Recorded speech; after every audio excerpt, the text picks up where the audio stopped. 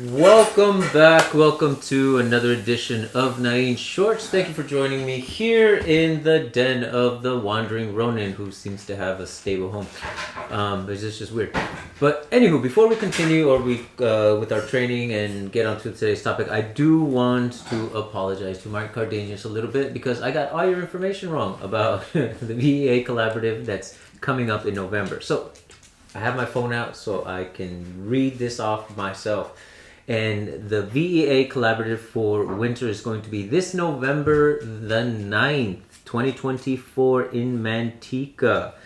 And it's going to start at 8 a.m. for registration. So by 9 a.m. we're going to start the actual seminar. Okay, so be there. Please make the time. There's going to be 8 instructors that are going to share their knowledge with the entire group. And every year we go, and it happens twice a year. This is the second one for 2024. The first one was amazing. This one is probably going to be that much better. But the instructors that we have online is GM Daniel Cizon. Cizon. All right, I wasn't saying it right. See, I got that wrong anyways. All right, so that's Daniels de Cuerdas Escrima. We also have GML Orpilia and Master Elmore Cabrera, Island Warriors Martial Arts by Visayan Balintawak Arnis.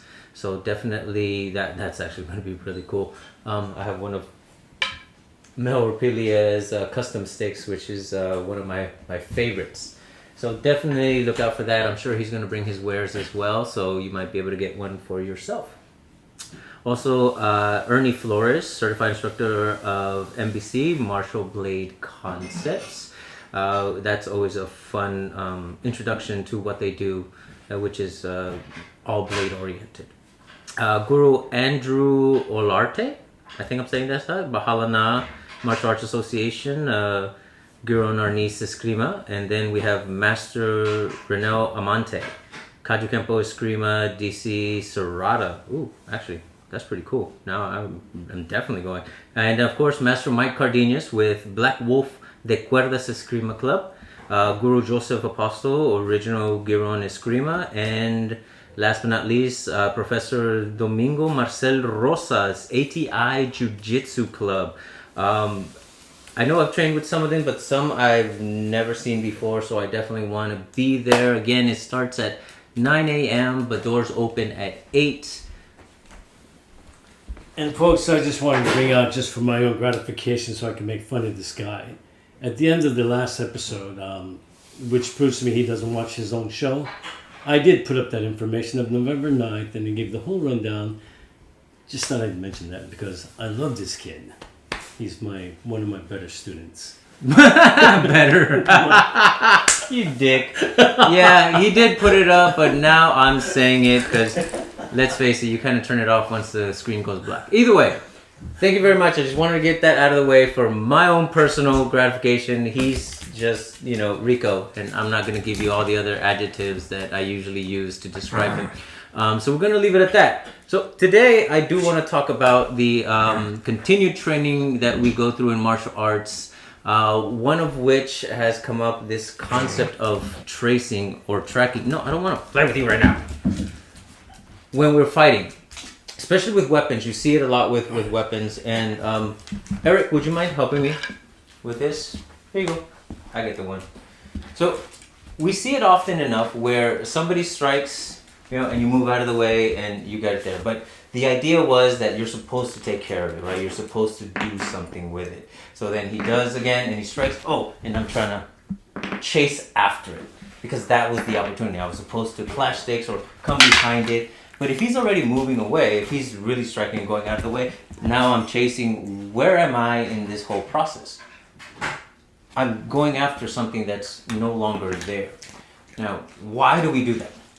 Well, part of it is if we're conditioned to hit the stick, and the stick isn't where it needs to be, oh, there it is. Now I'm chasing after it. But what about him? What about the guy that's actually doing the swinging? What about the body that goes along with that arm and that hand? Right? Am I even concerned with it, or am I so stuck on this part that the moment he does something different, I have no idea what's happening and I lose track of where I am, and I'm in a very odd position for me to even get anything. And you see that often in weapons, but you also see it sometimes in empty hands. Right? Say I'm going to throw a punch at him and he needs to take care of it, and I go, now he's chasing me, or he's chasing my hand, because that's the threat, right? We talk about the idea that it's the threat. Even with a weapon, it's the hand. That's the thing that we want to attack because we want to eventually get to the body. But then I move out of the way. What is he doing? That's so messed up. Right? But again, it's like he didn't know what was happening. But how often have we trained, take care of this hand, right? If I'm staring right in your face and I do this, you know what to do. You you do all those things. But then I look at you guys and I do this. And what happened? Yeah, well, there's a difference between us practicing and preparing and what someone else might do on the street who's not being as cooperative. And that's the second part of the situation.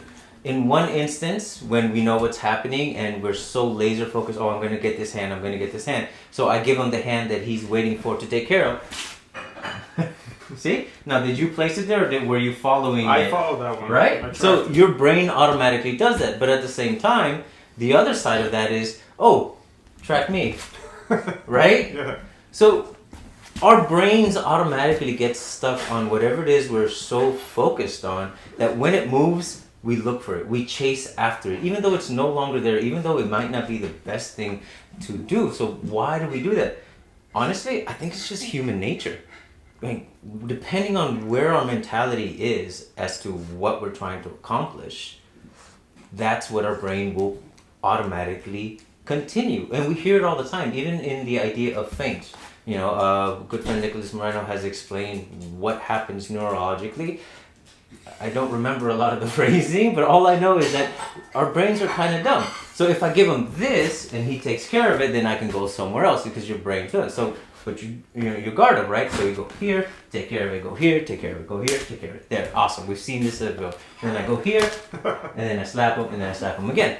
Because our brains have to finish that. And you don't have to go that far in order to see this happening. Especially in sparring sessions when people are, especially when they're amped up and they know what they're looking for. And you go here, see?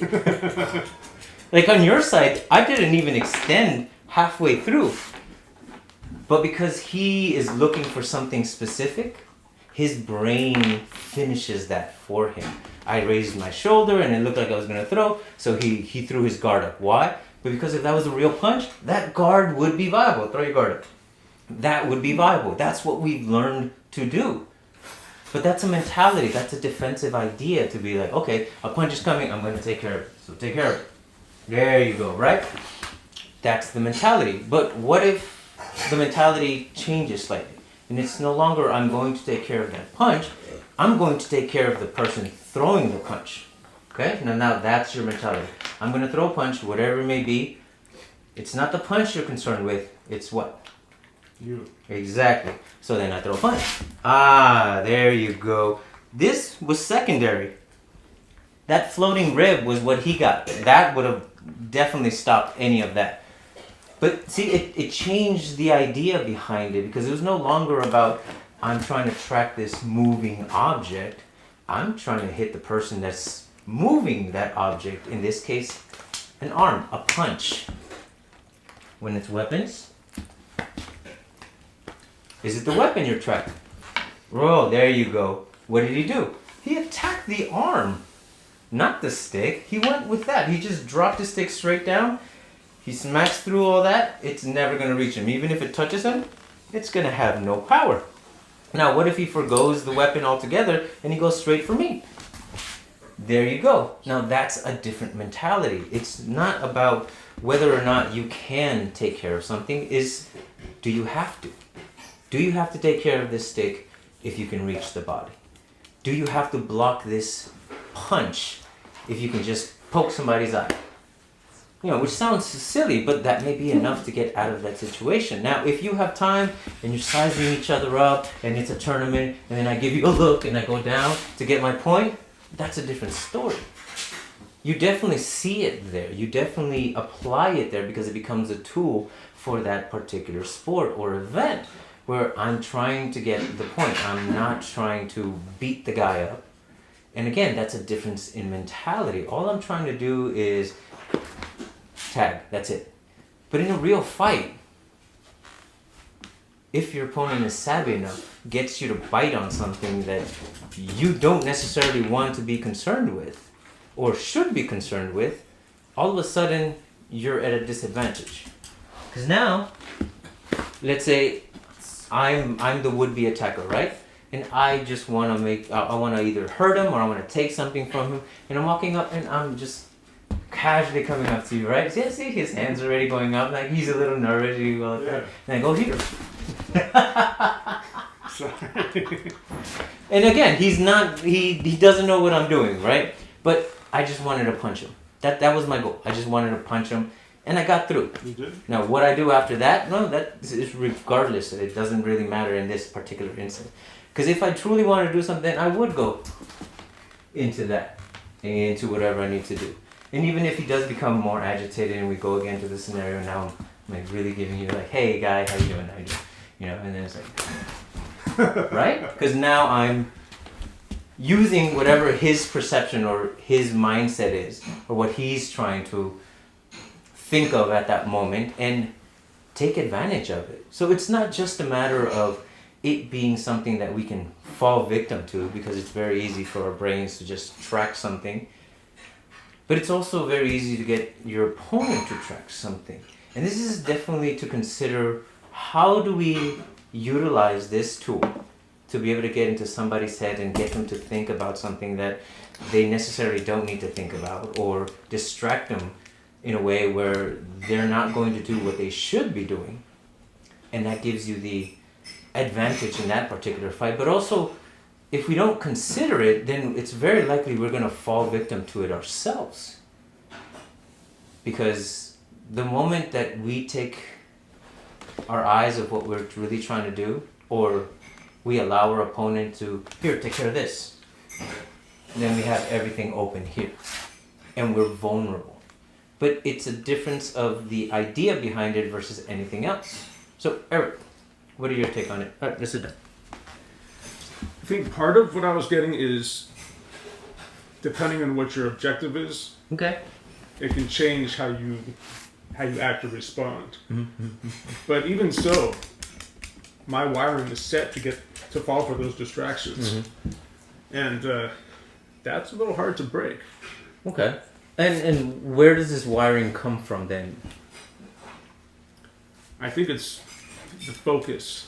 My awareness is, oh, that arm is coming towards me, and I'm thinking about that. Even if it ends up over there, like you got me a few times, I'm like, I'm freaking out over Right, it. because then two things are moving in opposite directions. My face is going that way and my arm is going this way. So your brain is like, I don't know which one to deal with. Yeah, and a lifelong programming where an arm coming at me needs to be dealt with. Right. It doesn't think fully through, at least at this point for me. I'm not fully thinking through what is the true threat, where should I be placed, Right. What should I be focusing on, what's my objective. Okay. I still have to learn how to override that, because the brain instantly says, take care of the hand. Right. It's like putting your hands out when like you fall first, right? They say that's one of the worst things. But it's an automatic gesture that we do when we're falling. You feel your feet coming under you. You put your hand out.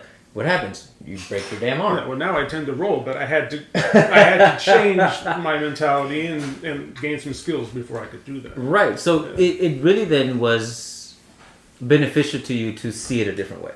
Yeah. To accept that, hey, maybe this isn't the best way to go about doing it. What would be a better way to doing it? And then accepting that, that would be a better idea to roll into something, or to just let your body drop versus trying to brace yourself. So then how do we go about changing that idea that here comes a punch, I'm not going to worry so much about it. I'm going to take care of it, but maybe I take care of it by hitting the guy in the face or kicking him in the shin, versus, I need to do these 4 things to this arm before I can move on to the face. I think that's a good perspective. And getting that idea, I'm not going to worry so much about that arm if my objective is to come in and I can minimize or neutralize what's coming at me just by my actions. Right. And that's great. But I'm still finding a hard time in this demonstration of overriding that program. part of it was that because I've been taught to understand both sides of that, it is a little easier to kind of get you to bite on certain things. Also, I've trained with you before, so again, I understand well enough to get you to bite on certain things, but from a useful perspective, like a tool that you could use against an opponent, would it work against somebody I don't know? Would I have to set something up? Would I have to talk to that person and get them to think a certain way before I can actually utilize it? So, there's a lot to be said about the mindset of the person in front of you, whether they're going to fall for it or not. Are you in an environment where that's going to be useful, like a tournament, like in a ring where there's rules, where there's regulations? Or is it just going to be, hey, it might work, it might not? I think in this scenario, part of what we're doing is a little extracted from context. The stuff is valid, but I'm thinking about it more in the context of an active fight where things are moving. And then if we're thinking about tracking, I see it a little differently. Okay. Because there is more of a difference between you walking up to me. That could very well happen. But if we're already engaged and I'm chasing that arm, then I'm not picking the proper targets. I'm not positioning my body in the best place. And I think that's a good lesson for me to take with me. That's a valid point, because you have to start somewhere, right? Yeah. And then for you, as an individual, that's your place of starting. This is where I can work off of. Because again, it just goes back to an idea, folks. That's all this really is. It's just an idea of what it is that we're focusing, and are we focusing so hard that we continue chasing something even though it's long gone or no longer really a threat in that particular moment. Do the moments change? Of course they do. In a real fight, it's not just the person in front of you that you will be concerned with. What about the people around you, the buddies, the bystanders, or anything else that might become a hindrance or an issue later on in that fight? That's a lot to consider. So learning to do that in a controlled environment, probably the best thing to do before you actually have to do it in a real environment. And that's just an idea that you can take with you and do whatever it is that you do. I know there's, various trainings that help you understand and go beyond that initial threat. And better yet, to be able to determine, was that even a threat to begin with? Was it worth your time? Or should you have gone and moved on to something else that would be more important or more viable to your situation? Again, just an idea, folks. Thank you very much, Eric. That was awesome. I do love your insight. Your growth is amazing. And I know the people see it too, because you just come with a lot of knowledge and a different perspective. And I value that incredibly. So for the rest of you, your perspective also matters. We do want to hear from you. Any questions you have, any other ideas that you may have, because this isn't the only way to go about it. Again, it's just an idea, but how does that idea become real for you? And how do you then train it and pass it on to other people? And that's really what we're doing here today. So thank you very much for joining me on another one of Nain Shorts, VA, November 9th. Hope to see you there. And until the next one, 3, 2, 1, cut!